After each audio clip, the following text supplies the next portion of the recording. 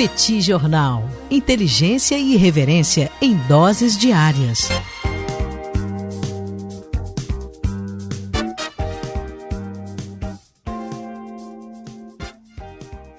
Olá, gente. Bem-vindos, bem-vindas ao Petit Jornal. Esse é o bate-papo número 1015. Estamos gravando numa live no YouTube do Petit Jornal. São exatamente 19 horas e 30 minutos da quarta-feira, 4 de fevereiro de 2026. Cá está a dupla de costume, a dupla que você conhece de cor, Tanguy, o Bagdadi, animado, contente, preparado, revigorado, resiliente, retumbante, descansado, tarifado e preocupado. Muitíssimo preocupado está o professor Bagdadi com os acontecimentos internacionais que ocorreram ao longo dos últimos meses. E temos também Daniel Souza, que é esse que vos fala. Ao longo dos próximos minutos, vamos repercutir os principais acontecimentos internacionais das últimas horas. Eu quero entender, Tanguy, qual é da relação entre Donald Trump e Putin? É uma relação de amor? É uma relação de confiança? É uma relação de admiração? É uma relação que tem altos e baixos e, eventualmente, punhaladas pelas costas? Qual é a relação entre Vladimir Putin e Donald Trump, Tanguy? Daniel Souza, eu não faço a menor ideia de qual é a relação disso com a primeira pauta do dia, mas a resposta para a sua pergunta é não sei exatamente, tá? Mas tem uma relação de admiração, tem um bromance, às vezes eles se gostam, às vezes eles não se gostam, mas é isso. Então, vou tentar fazer um link com a primeira pauta do nosso episódio de hoje, tá? Deixo aqui as boas-vindas a todo mundo que tá junto aqui. Mas o fato, Daniel Souza, é que amanhã, a gente está gravando esse episódio aqui no dia 4 de fevereiro, né? Hoje é quarta-feira. Amanhã, dia 5 de fevereiro, vai deixar de existir o último tratado que trata de questões nucleares entre Estados Unidos e Rússia. Por que eles não fazem o tratado, Tanguy? Por que eles não mostram essa confiança gostosa que eles têm para fazer um novo acordo e dizer nós confiamos mutuamente, eu confio em você, você confia em mim? Não, mas essa pergunta é mais fácil de responder. Nenhum dos dois confia em tratado. Esse negócio de tratado aí é coisa de globalista e tal. Nenhum dos dois é muito chegado a esse negócio de tratado. O fato, Daniel, é que o acordo que ainda está em vigor, tá nas últimas horas nesse momento, é um acordo chamado New START, né? New START é um jogo de palavras, né? Porque basicamente está falando sobre um novo começo, né? Um acordo foi assinado em 2010 entre Obama e o Dmitry Medvedev, que naquele momento era presidente da Rússia. O Putin, naquele momento, estava como primeiro-ministro, né? Então, quem assinou esse acordo foi o Dmitry Medvedev. E é também o novo START, né? O START é o acordo que foi assinado na década de 1990 entre Estados Unidos e União Soviética ainda, depois foi herdado pela Rússia, e que estabelecia uma redução da quantidade de ogivas nucleares. Então, basicamente, esse acordo, Daniel, que foi assinado lá em 2010 e entrou em vigor em 2011, né? Ele estabelece uma redução da quantidade de ogivas nucleares ativas para 1.550 para cada, né? Então, os Estados Unidos podem ter 1.550 ogivas ativas e a Rússia 1.550 ogivas ativas. Isso significou, sim, uma redução efetiva da quantidade de ogivas que existem por aí. Você também estabelece um teto ali para a quantidade de mísseis e bombardeiros ativos, né, que podem ser mobilizados a qualquer momento, em 700 para cada, né? Então, 700 mísseis e bombardeiros para os Estados Unidos é a mesma quantidade para a Rússia. O fato, Daniel, é que esse acordo foi assinado em 2010, ele entra em vigor no dia 5 de fevereiro de 2011, ele foi prorrogado em 2021 por mais 5 anos, e até agora está todo mundo esperando para ver se vai ter mais um acordo. E aí, um detalhe que é importante, Daniel, quando a gente fala sobre esse novo START, é que pode dar a impressão de que o acordo em si levou a uma redução significativa do número de ogivas. E claro que ter o acordo facilita, você tem mecanismos de monitoramento, ou seja, basicamente a Rússia está monitorando os Estados Unidos e os Estados Unidos estão monitorando a Rússia, então você tem ali mecanismos para fazer isso funcionar, mas tem um outro elemento que vai para além disso, que é manter ogivas nucleares é muito caro. Então, tanto os Estados Unidos quanto a Rússia ou a União Soviética tinham uma quantidade muito grande de ogivas e a manutenção dessas ogivas já não se justificava mais, já não tem mais Guerra Fria, a Guerra Fria estava acabando naquele momento, né? Já não tinha mais sentido manter aquela quantidade de ogivas, então eles fazem um acordo e diminuem. O mundo hoje, Daniel, já é um mundo no qual esses armamentos eles voltam a fazer um pouco mais de sentido. Os Estados Unidos gostariam de testar novos armamentos, a Rússia também. Então, é um momento no qual o acordo está morrendo, Daniel, e aparentemente tanto Estados Unidos quanto Rússia estão deixando o acordo morrer, né? Então, a partir na verdade, só para trazer o horário correto, né? Vai expirar, olhando aqui o horário do Brasil, às 20 horas do dia 5 de fevereiro, tá? A gente está gravando agora, são quase 20 horas, né? São 19h35, então daqui a pouco mais de 24 horas do horário dessa gravação, o acordo deixa de existir e, portanto, legalmente, tanto Estados Unidos quanto Rússia poderão produzir quantas ogivas nucleares quiserem, porque não estarão mais vinculadas um ao outro por conta de um acordo como esse. Um outro fator externo a essa questão é a China. Isso aqui os Estados Unidos vem falando, o Trump particularmente desde o seu primeiro mandato, que olha, a gente tem um acordo que vincula Estados Unidos e Rússia e a China não está envolvida.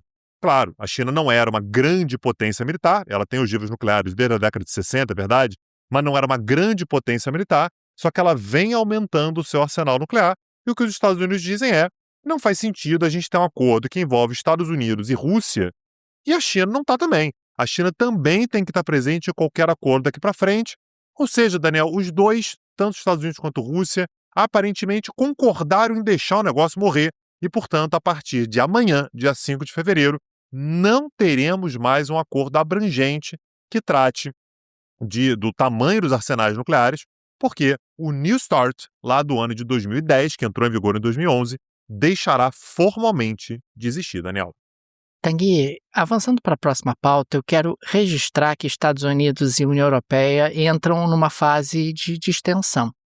No dia de hoje, nós tivemos os eurodeputados concordando em retomar o processo de análise e potencial implementação do acordo comercial entre União Europeia e Estados Unidos, que estava congelado.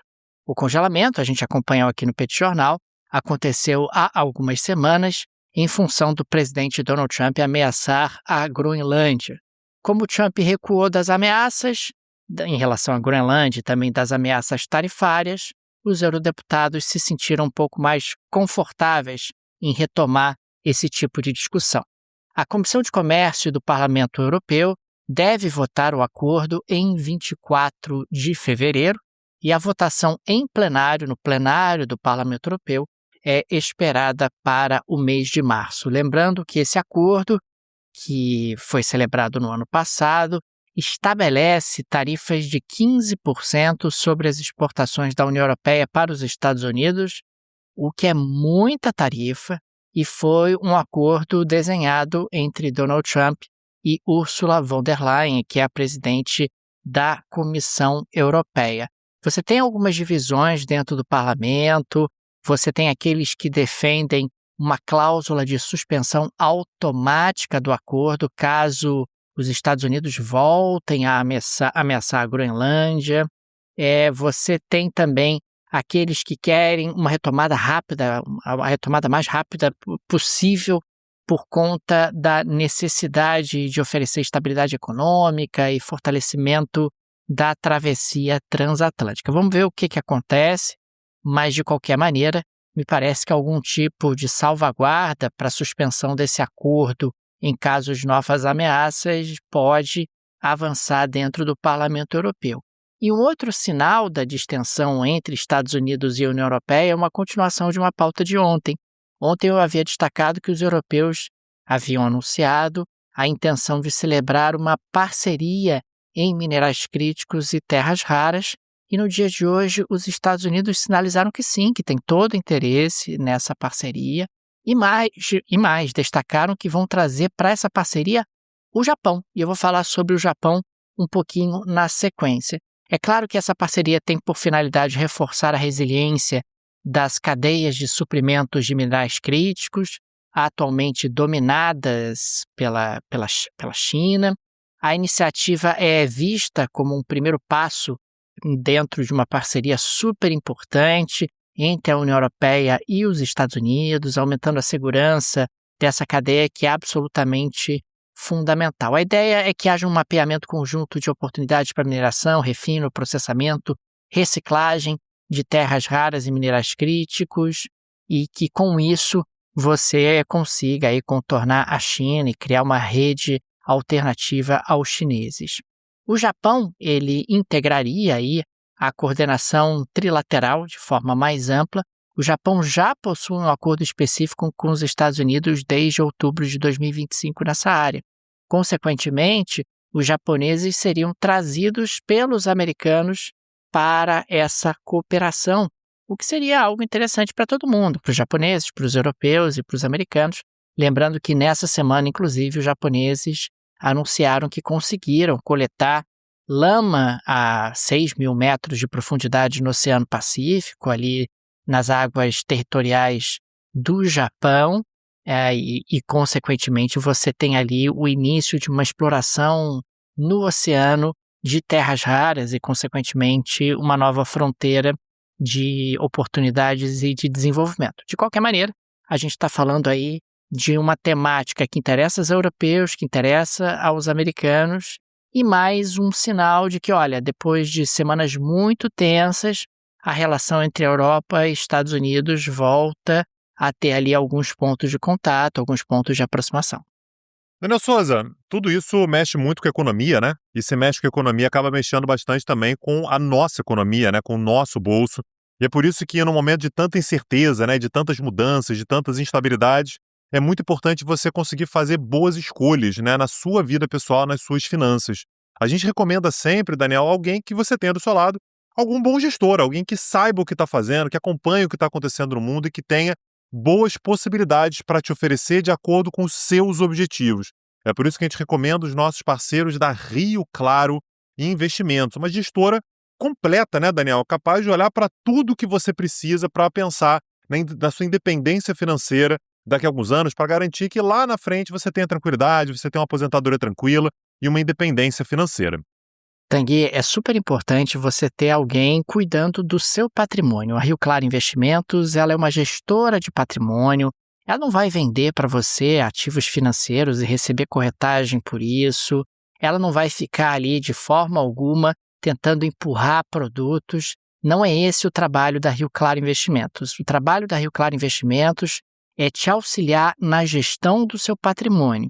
E dessa maneira, você pode projetar um futuro, você pode pensar numa aposentadoria, você pode ter sonhos a serem realizados, mas, claro, para isso você precisa de um auxílio profissional, ainda mais dentro de um contexto tão conturbado no cenário externo e interno. Tem muita coisa mudando muito rapidamente, e para proteger o seu patrimônio você precisa de uma gestora profissional, e fica aqui a nossa recomendação dos amigos da Rio Claro Investimentos, link no descritivo desse episódio. Clique, conheça o trabalho da Rio Claro, converse com eles, que vai ser muito bacana. Eles podem ajudar demais na gestão do seu patrimônio. Daniel Souza, no finalzinho do ano passado, a gente comentou aqui que a Justiça dos Estados Unidos determinou a divulgação dos documentos do Epstein Files, né? Ou seja, o caso lá envolvendo Jeffrey Epstein, um caso até difícil de ler, né, Daniel? Complicado, porque envolve ali exploração sexual de menores. Então, tem de tudo que há de mais baixo, né, aparece nesse caso do Epstein. E é um caso que mexe muito com os Estados Unidos pelo fato de que há um clamor popular pela divulgação do maior número de informações possível. E, aliás, o próprio Donald Trump fez a promessa de que, se voltasse à presidência, ia fazer de tudo para divulgar tudo que fosse necessário sobre o caso do Epstein. E quando ele assumiu a presidência, deu para ver uma certa relutância, ele foi adiando e tal.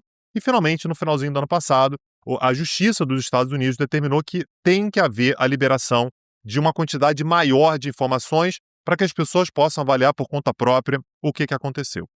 O material, portanto, foi divulgado nos últimos dias, Daniel, e foram divulgados um total de 3 milhões de páginas, 2.000 vídeos e 180 mil imagens que jogavam o problema para todo mundo, né? Lembrando que Jeffrey Epstein, ele morreu em 2019, enquanto aguardava julgamento por tráfico sexual. Então tem uma discussão sobre se foi suicídio, se não foi e tudo, mas de qualquer maneira ele já não está mais vivo.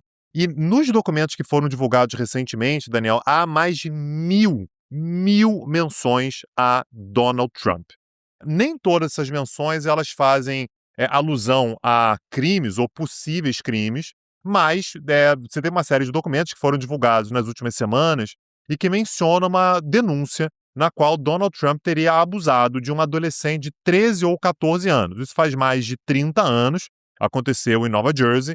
Os documentos não trazem maiores detalhes, quando que isso aconteceu especificamente, se houve qualquer investigação posterior, se teve alguma acusação formal contra quem atualmente é o presidente, né, mas antes o empresário Donald Trump.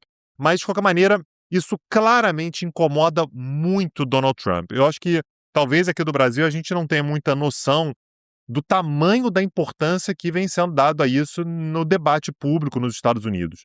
Isso é uma coisa que une democratas e republicanos. Os republicanos também estão muito interessados em saber o que aconteceu. Aliás, Donald Trump foi um dos responsáveis por isso. Ele ficou falando que ia divulgar esses dados, divulgar, como se fosse algo que fosse se direcionar contra políticos ditos liberais, né, os democratas, e acabou se voltando, na verdade, contra a sua própria base. Naturalmente, Daniel, os documentos são, assim, a quantidade de documentos é muito grande, então as informações elas vão sendo depuradas aos poucos.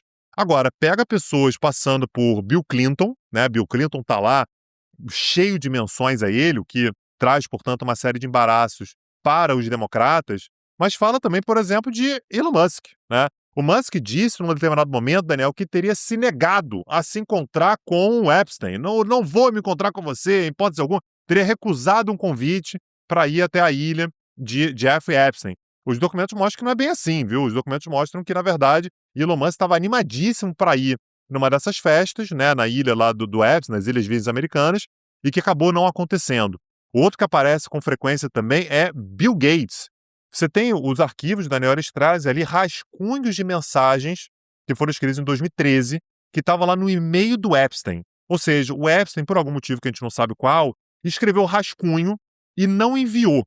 E esse rascunho conta coisas do arco da velha, tá, Daniel? Como, por exemplo, as doenças sexualmente transmissíveis que Bill Gates teria contraído depois de se relacionar com jovens russas agenciadas pelo próprio Jeffrey Epstein. Você tem, isso aqui não é novidade, o ex-príncipe britânico, né, o Andrew, está lá envolvido também. O secretário de Comércio dos Estados Unidos, o Howard Lutnick, que atualmente é secretário de Comércio, né, lá em 2012, não era naturalmente, também envolvido até o pescoço com uma série de menções. Você tem o cara que produziu o documentário da Melania. Você falou sobre o documentário dela há pouco tempo, num episódio há pouco tempo, que o negócio estava meio flopado, que é o Brett Ratner. Ele também está envolvido, tem uma série de menções a ele, assim como Sergey Brin, que é o cofundador do Google. Peter Mandelson, ex-embaixador do Reino Unido em Washington e ex-comissário europeu, também está tendo que enfrentar todo o escrutínio público no Reino Unido.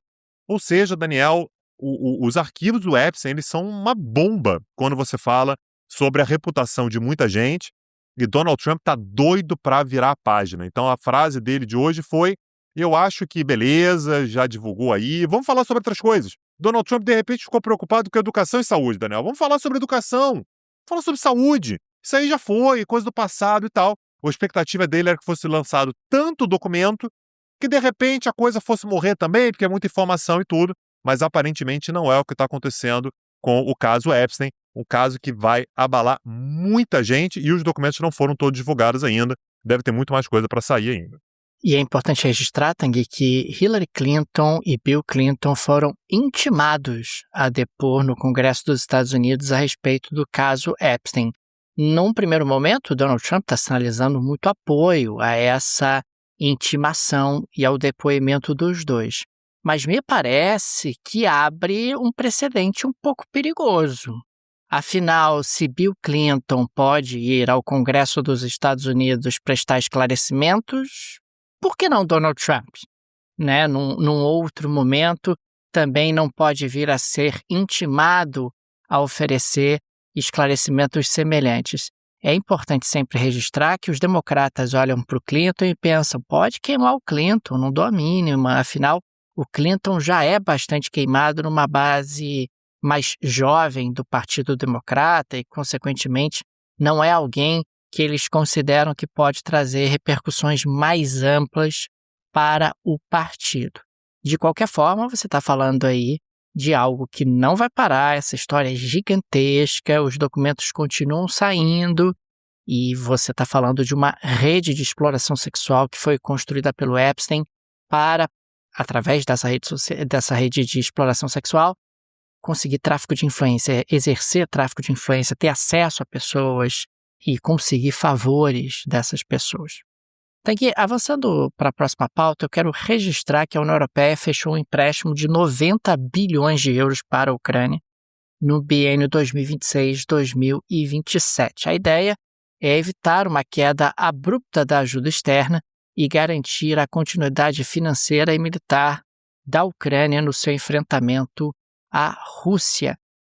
O primeiro desembolso está previsto para o início de abril. Nós estamos falando de 30 bilhões de euros de apoio orçamentário, salários, serviços públicos e funcionamento do Estado, e 60 bilhões de euros para a compra de armas e munições. A proporção pode ser ajustada caso a guerra termine. Isso me chamou a atenção. Você já colocou ali cláusulas para a eventualidade da guerra terminar. O empréstimo será financiado por dívida comum europeia e a garantia é o orçamento da União Europeia. 24 países da União Europeia vão participar. Entretanto, Hungria, Eslováquia e República Tcheca estão fora. Estão isentas de todas as obrigações financeiras, porque os 3 países se opuseram firmemente a novos pacotes de ajuda à Ucrânia. É interessante também registrar que a ajuda será gradual e condicionada, e você pode ter a suspensão automática de repasses em caso de retrocesso em políticas anticorrupção. E ainda falando sobre a guerra, a Rússia anunciou que está implementando o uso de inteligência artificial na guerra contra a Ucrânia. Você tem uma ferramenta que está sendo implementada a partir de agora, que foi testada em 2025 e será gradualmente implementada até setembro de 2026. Segundo o Ministério da Defesa russo, trata-se de um sistema seguro de informação, está integrando dados do nível de pelotão até grandes formações, funciona por meio de dispositivos confiáveis, seguros, em redes militares existentes. Não é um software específico, mas um software acessível via computadores e tablets. A ideia é que você tenha integração em tempo real de boletins meteorológicos, mapas digitais, imagens de satélite, dados aéreos e terrestres, para centralizar informações, facilitar a identificação de alvos, apoiar decisões operacionais e fazer simulações também para saber se essas decisões são efetivamente as mais adequadas. Então você modela cenários operacionais e você pode ajustar esses cenários, inclusive para tentar de alguma forma prever minimamente se aquela é a melhor decisão ou não. De qualquer maneira, o Ocidente critica, está dizendo que na prática esse sistema de inteligência artificial é para compensar deficiências estruturais das forças russas, o baixo nível de treinamento dos soldados russos, a pouca iniciativa de oficiais subalternos, enfim. Mas de qualquer maneira não deixa de ser algo que chama atenção você observar os russos colocando sistemas de inteligência artificial para tentar melhorar a eficiência de suas tropas no campo de batalha. Eu não sei se eu compro esse argumento não, viu, Daniel, que você trouxe aí, que as pessoas levantam, né, de que o uso da inteligência artificial seria um sinônimo de fraqueza. Se a gente está pensando, por exemplo, no exército dos Estados Unidos utilizando inteligência artificial, seria visto automaticamente como força, né? Não, pô, tá aí, tá modernizando e tal. E aí, quando a Rússia utiliza, é um sinal de fraqueza. Claro que pode até ser, né? Tudo depende da maneira como vai ser utilizado, se vai acabar gerando eficiência ou não, mas me parece que é uma etapa de modernização. E a gente sabe que contextos de guerra são contextos nos quais a modernização acontece de forma mais acelerada, né? Então, a Rússia passar a implementar mecanismos de inteligência artificial para aumentar a eficiência, não me parece que seja necessariamente uma demonstração de força, e sim, talvez uma capacidade de você aprimorar determinados processos dentro do seu exército. Não, eu só achei importante registrar o que os ocidentais disseram dessa implementação. Mas, claro, é um argumento de inimigos da Rússia, que estão, inclusive, oferecendo armamentos para a Ucrânia dentro de um contexto de guerra. Ô, Daniel Souza, eu queria saber se o senhor está satisfeito com o que o senhor fez. Eu queria saber se o senhor está dormindo bem, passando bem a noite. com o que o senhor fez, Tô que tranquilíssimo. ficou falando de anjo com cara de Giorgia Meloni, geleia da Shakira, e vai ter que voltar na geleia da Shakira de hoje para falar o que aconteceu com o anjo, que o senhor falou aqui, e encheu a igreja lá para ver o anjo de Giorgia Meloni. Me conta agora, vai. Aconteceu o que tinha que acontecer, Tanguy. O Petit Jornal pressionou, o Petit Jornal reclamou e tivemos aí um recuo importante. O afresco recém-restaurado na igreja de San Lorenzo, em Lucina, no centro de Roma, ele acabou sendo apagado. Estava na hora já de ser apagado, afinal o jornal La Repubblica trouxe o caso à tona no último sábado e, acima de tudo, o Petit Jornal repercutiu. E no momento em que o Petit Jornal repercutiu, não teve mais, talvez. Vai ter que apagar. É um absurdo. O professor Bagdadi, inclusive, se alterou, dizendo que está a cara de Giorgia Meloni. É um absurdo. Eu tenho isso gravado. Isso está gravado, está no feed do podcast, inclusive. O professor Bagdadi completamente alterado. Tá no Instagram do Petit Jornal, aliás. Só para trazer o contexto, né? Se alguém não ouviu o último episódio, tivemos um anjo que foi restaurado e a restauração fez um anjo que era a cara da Giorgia Meloni. Tentaram negar de tudo quanto foi jeito, mas era a cara dela e começaram a encher a igreja, né, Daniel? Para ver o tal do anjo. Meu Deus, o anjo é a cara da Giorgia Meloni. E o pessoal da igreja ficou incomodado. Pô, o pessoal tá vindo aqui não é para rezar, mas para ver a cara da Giorgia Meloni no rosto do anjo lá. Aliás, você sabe que o restaurador, o Bruno Valentinetti, acabou admitindo que pintou o rosto inspirado em Meloni, ainda que no estilo do afresco original. Segundo o artista, o Vaticano pediu que o rosto fosse apagado, o que ocorreu prontamente. O Vaticano não confirmou oficialmente o pedido, mas a Agência de Preservação Cultural de Roma anunciou que restaurações futuras exigirão autorização prévia com o esboço da imagem. Então, Tanguy, voltamos ao normal. Voltamos à programação normal, já não era sem tempo, o Petit Jornal protegendo arte e cultura. É isso. Não aceitamos nesse podcast a utilização de afrescos como forma de propaganda política subliminar. Perfeito. Não aceitamos isso. E combateremos onde quer que esse tipo de prática aconteça. É isso. Fora de período eleitoral ainda. Fora de propaganda eleitoral, fora do período permitido. Ainda tem isso. Giorgia Meloni tem que abrir o olho dela aí. Daniel Souza, temos curso sobre Itália lá no Petit Curso?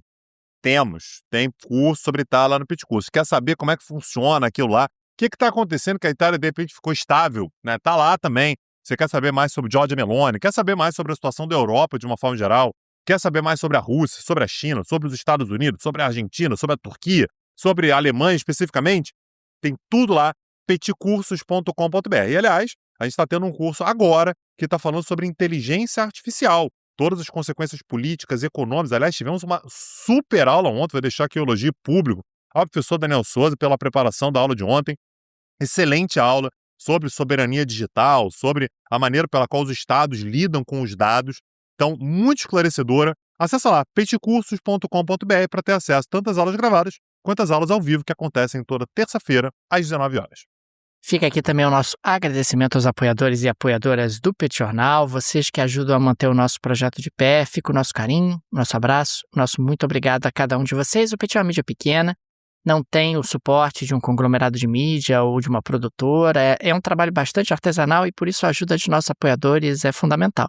Fica aqui o nosso carinho a cada um deles. Fica também o convite, se você gosta do nosso projeto, se ele faz diferença na sua rotina, considere nos apoiar. No descritivo desse episódio tem várias alternativas.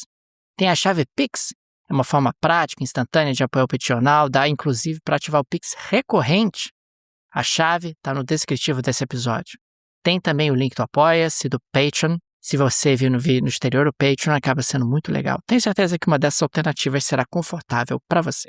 É isso, Daniel Souza, mas estamos de volta. Um abraço, até a próxima. Valeu. Tchau, tchau. Petit Jornal. Inteligência e irreverência em doses diárias. Acesse www.petitjornal.com.br.